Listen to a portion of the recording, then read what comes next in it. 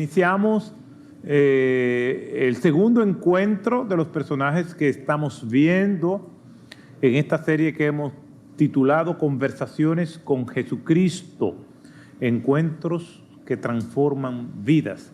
Y estamos con la mujer samaritana. Hasta la semana pasada tenían muchos la intriga. ¿Quién sería el próximo personaje que íbamos a estar estudiando? Y precisamente es la samaritana. Y hemos titulado a ese encuentro Muros derribados más allá de la frontera.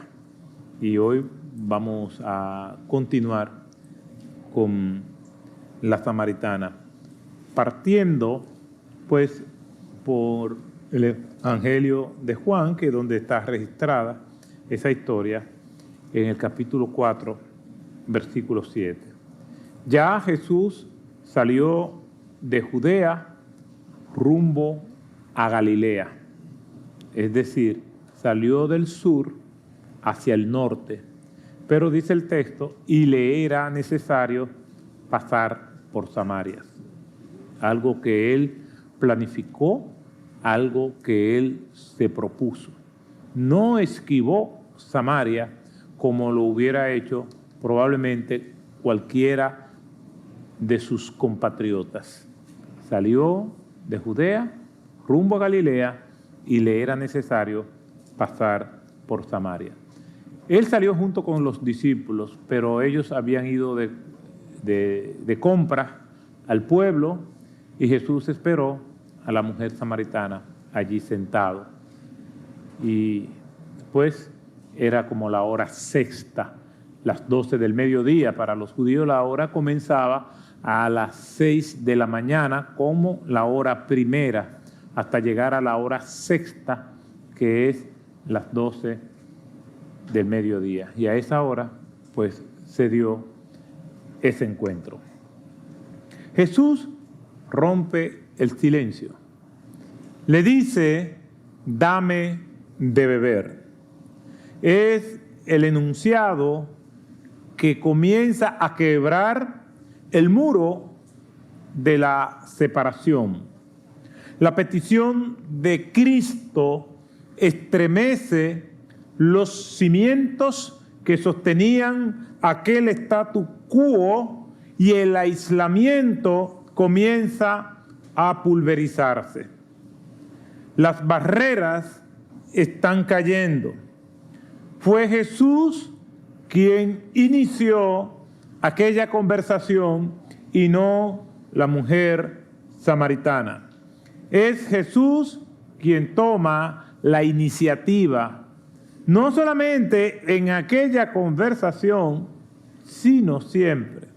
La Escritura nos dice que Él vino a buscar y a salvar lo que se había perdido.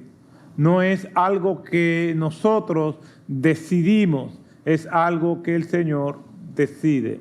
El Señor toma la iniciativa. Y tomó esa iniciativa porque esta narración dice, y le era necesario a él pasar por Samaria.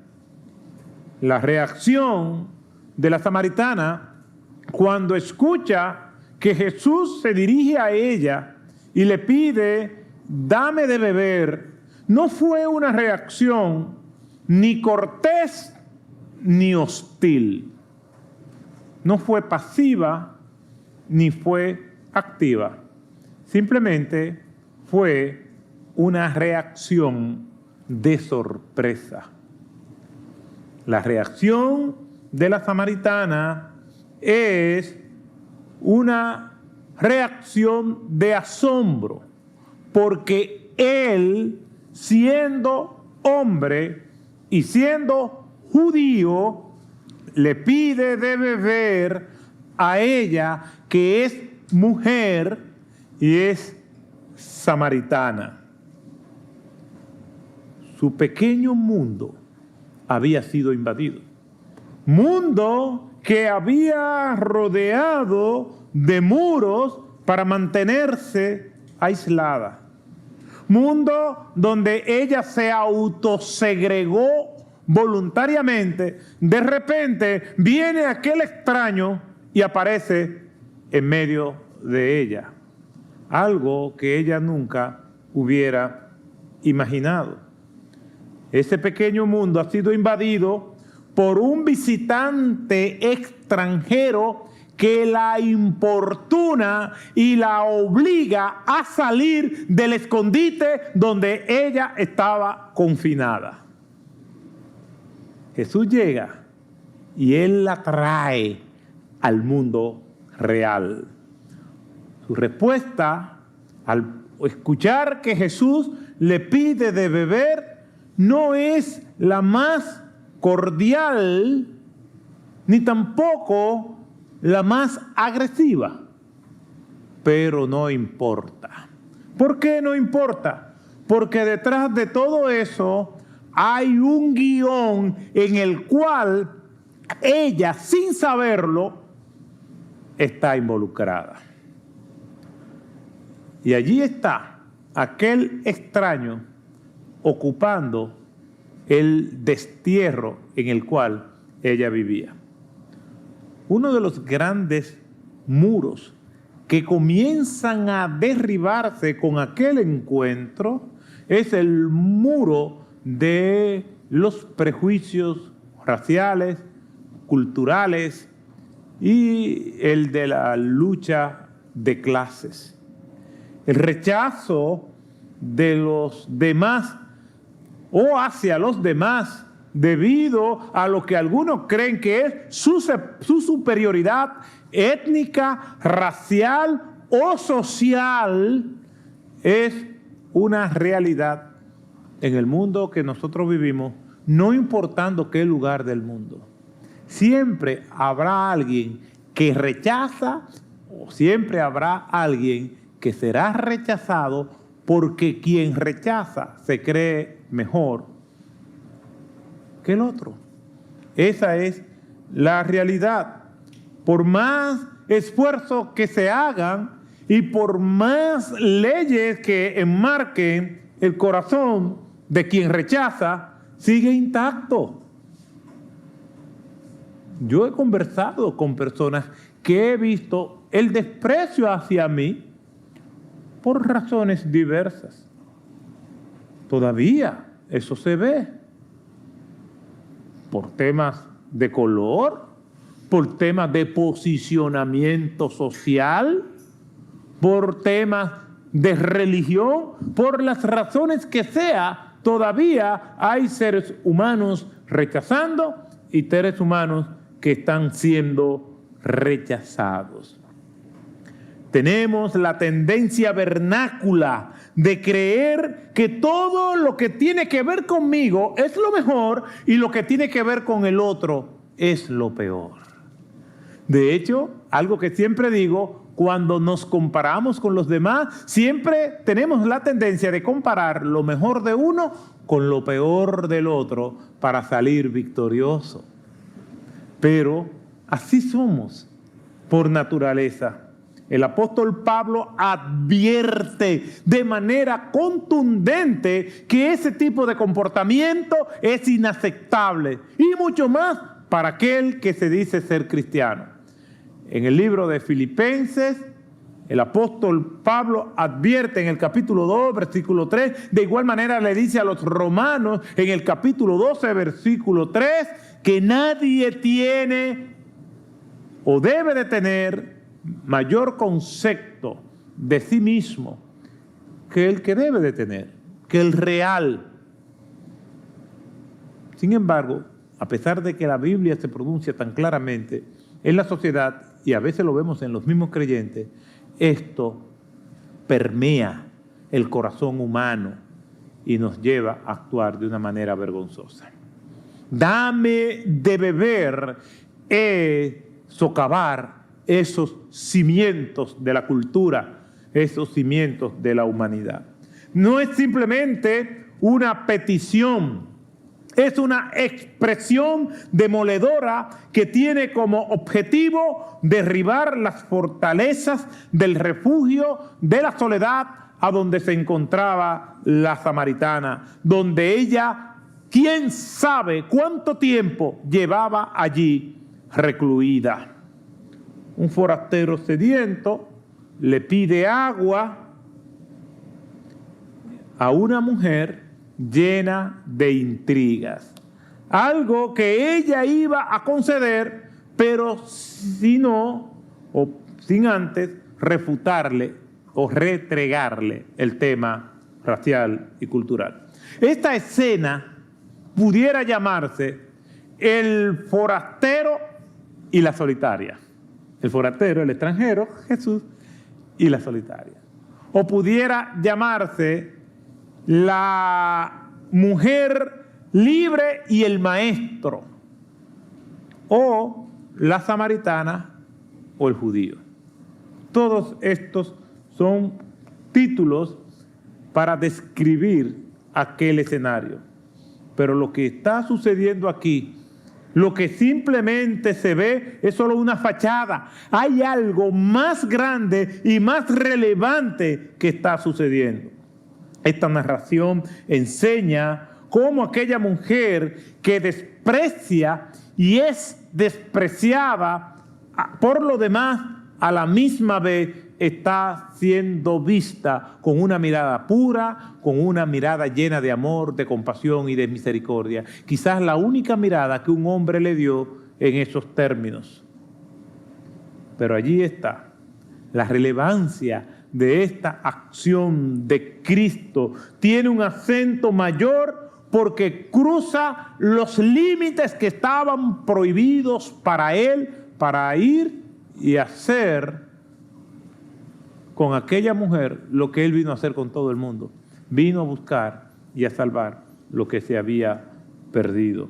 Allí está Jesús, Dios hecho hombre, con aquella mujer que nunca en su vida imaginó que iba a tener aquel encuentro.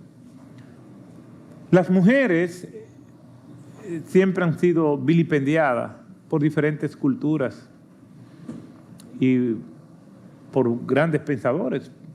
Platón tenía prejuicio con la mujer, lo mismo que Aristóteles, pero Aristóteles llegó un poco más lejos que Platón, aunque fue mucho más avanzado en su pensamiento filosófico, porque Aristóteles fue menos metafísico y más proclive a la ciencia.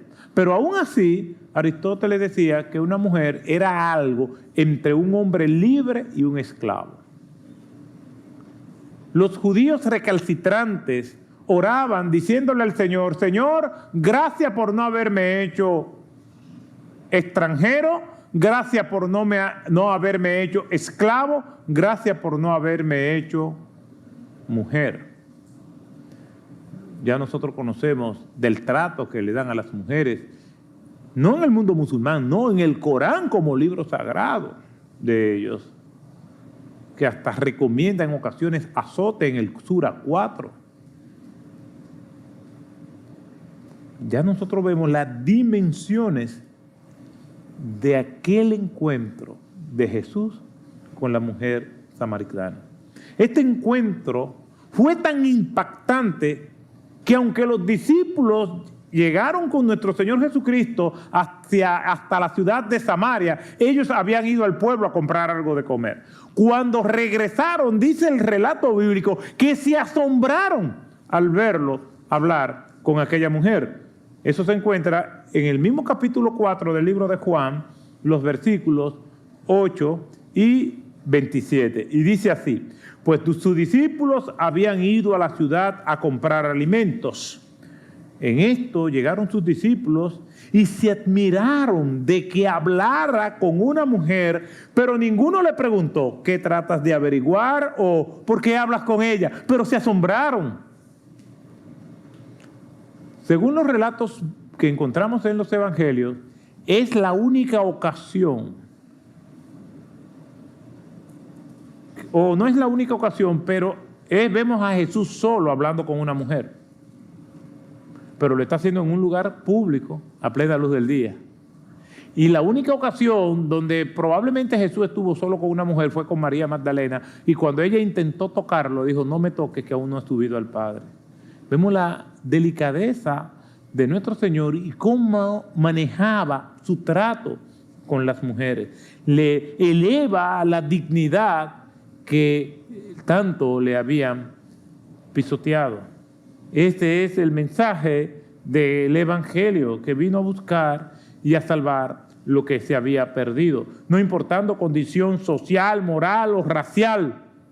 Dame de beber es el inicio de una conversación que marcaría el corazón con las marcas del amor y las nuevas oportunidades que vienen como consecuencia de tener al Señor Jesucristo en nuestras vidas.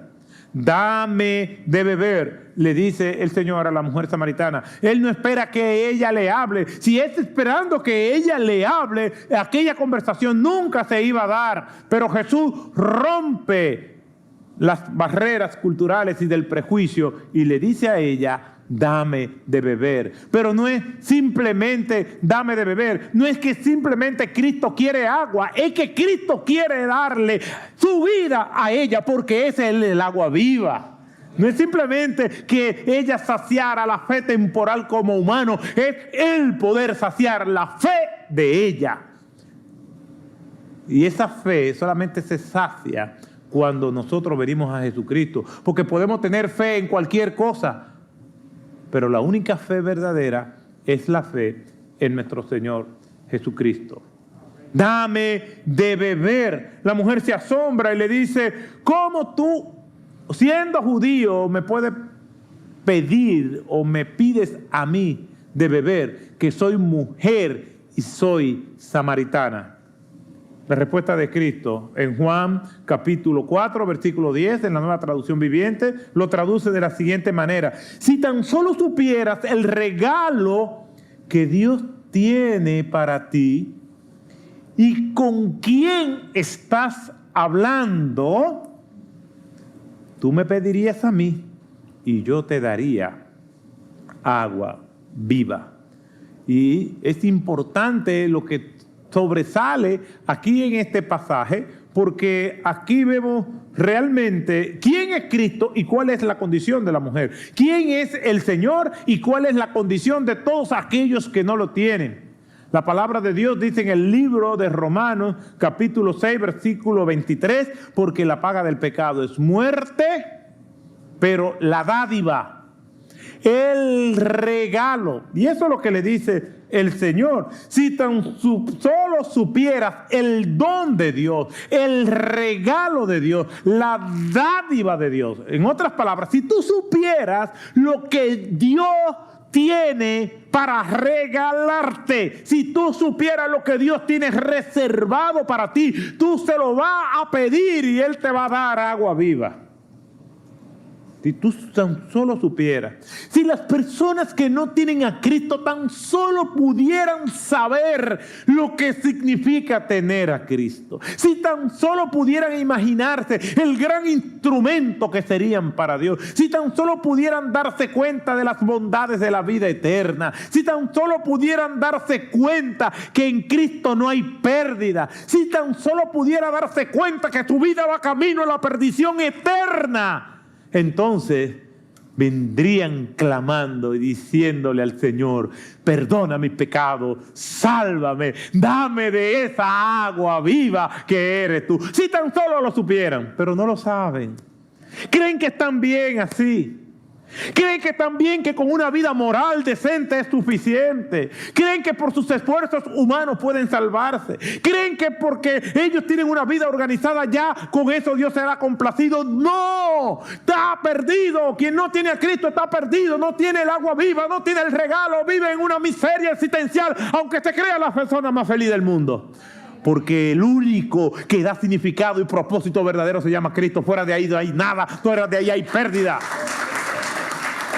Por eso es que el Señor le dice a la mujer samaritana, ella viene y hace su ruta todos los días, tranquila. Y el Señor le dice: si tan solo tú supieras Si tan solo tú supieras lo que significa ser salvo, si tan solo supieras las riquezas que hay en la Biblia, si tan solo supieras de la sabiduría que viene de lo alto, si tan solo supieras lo que significa experimentar el gozo de la salvación, el gozo del perdón, si tan solo supieras estas cosas. Pero no lo sabe. Como no lo sabe ella, tampoco lo sabe ninguno que no tiene a Cristo en su vida. Si tan solo supieras el regalo que Dios tiene para ti y con quién estás hablando, tú me pedirías a mí, dice Jesús, y yo te daría agua viva. William Berkeley dice lo siguiente, y lo cito: en la lengua de los judíos, agua viva quería decir agua corriente. Esto es sumamente interesante y revelador. Agua viva o agua corriente. En nuestro lenguaje, corriente viene a ser algo como que no es bueno. Eso es corriente. Pero corriente en este caso significa que corre. Agua viva es un agua que corre. Agua corriente. Era el agua de manantial en oposición del agua estancada de una cisterna o un estanque. Hasta aquí todo está muy claro. El agua viva es agua de manantial, agua que corre, agua que fluye, que tiene un caudal, y todos nosotros sabemos lo que es un agua de una cisterna. Está almacenada, es un agua que está estática, que no corre. Aquel pozo, con todo el valor histórico que tenía, no era agua de manantial, no era agua corriente. Era un pozo que se alimentaba de aguas subterráneas que filtraban a través del subsuelo, pero no era un pozo que se alimentaba de una corriente de agua que pasaba desde su fondo. Era agua estancada, no era agua de manantial, no era agua viva, no era agua corriente. Óyeme, pero ese es el pozo de Jacob. Sí, tenía un gran valor histórico.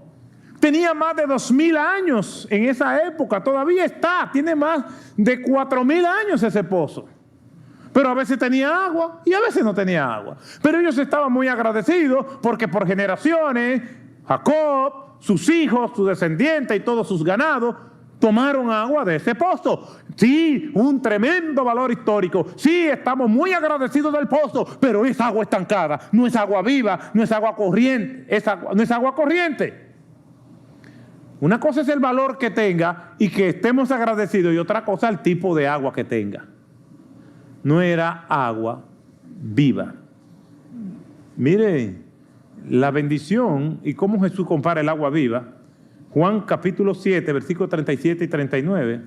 Y el último día, el gran día de la fiesta, Jesús, puesto en pie, exclamó en altavoz diciendo: si alguno tiene sed, que venga a mí y beba. Y el que cree en mí, como dice la Escritura, de lo más profundo de su ser, de su interior, correrán o brotarán ríos de agua viva. La mujer samaritana responde a Jesús diciéndole: no tienes con qué sacarla, el pozo es hondo, ¿de dónde pues sacarás el agua viva? Ahora están captando lo que la mujer samaritana le está diciendo. Hay dos clases de pozos: los pozos de agua viva, de agua corriente que corre, de agua de manantial, y los pozos de agua estancada. Ella sabe que ese pozo no es pozo de agua viva, por eso le dice: no tienes con qué sacarla. En otras palabras, el recipiente de sacar el agua es mío. ¿De dónde y cómo tú la vas a sacar? No tienes un recipiente, no tiene tantísima agua. Lo que quiere decir que tú tienes que tener algo con que sacarla porque el pozo es hondo. 2. Y 3, aunque tenga con qué sacarla y aunque haya agua, este pozo no es de agua viva. ¿De dónde tú vas a sacar agua viva? Este pozo es de agua estancada. Ahora, cuando Jesús está hablando de agua viva, ¿está hablando de agua literalmente o está hablando de Él? Por eso es que citamos lo que Él dice aquí en este espectacular pasaje. El que cree en mí, de su interior correrán o brotarán ríos de agua viva. Jesucristo lo que estaba es hablando de Él. Si supieras el don de Dios, si tan solo supieras quién es que te habla contigo, tú le dirías a ese que habla contigo que soy yo, que soy el profeta, que soy el Mesías, que soy lo que tú necesitas. Ven a mí para que yo tenga una vida plena, para que yo tenga una vida con propósito, para que yo sea salva. Ven a mí, no te vayas, maestro, te quiero seguir, te quiero adorar. Pero ella no sabía nada de esto. Y como ella, hay muchas personas hoy en día se topan con Jesús, se tropiezan con Jesús, incluso hablan con Jesús, pero no conocen el don de Dios. Esta mujer, todos nosotros conocemos el resto de su historia.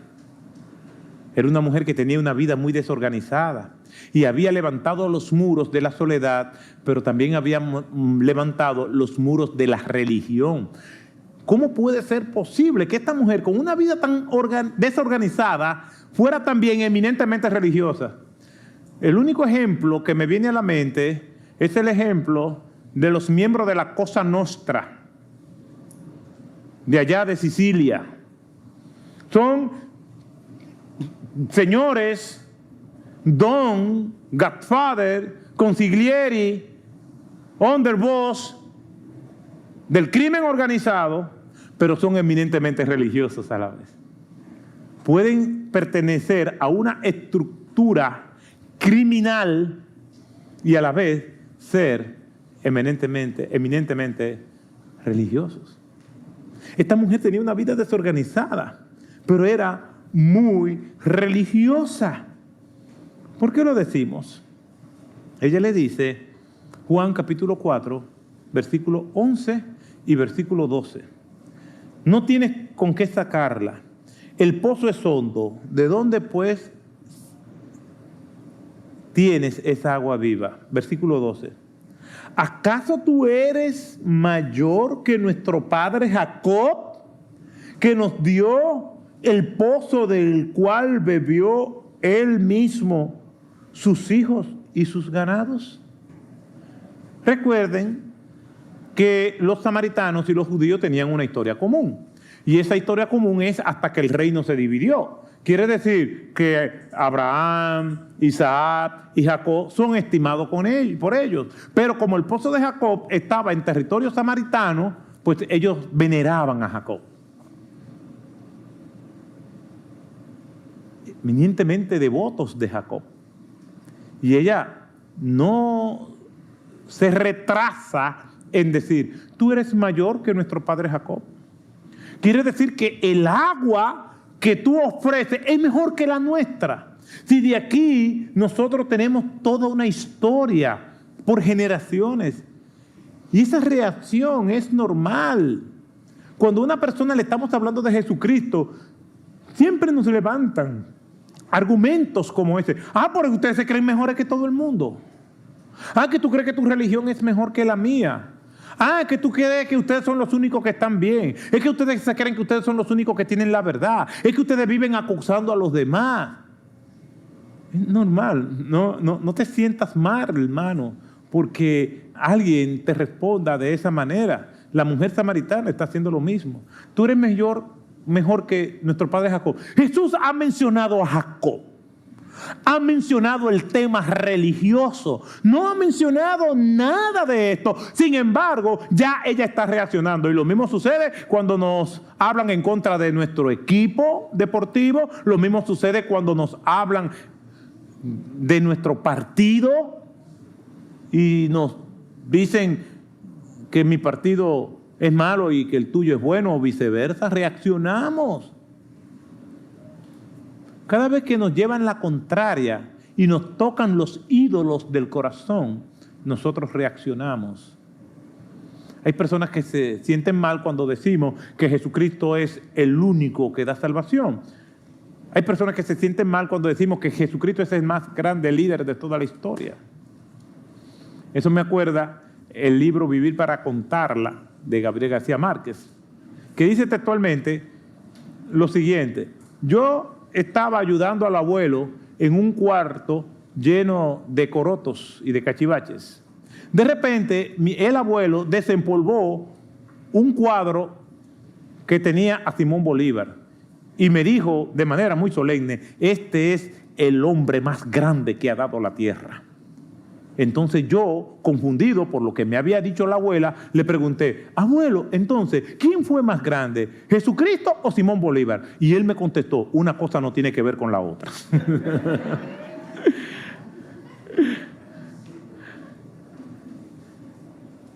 Pero para la mayoría de las personas, una cosa tiene que ver con la otra.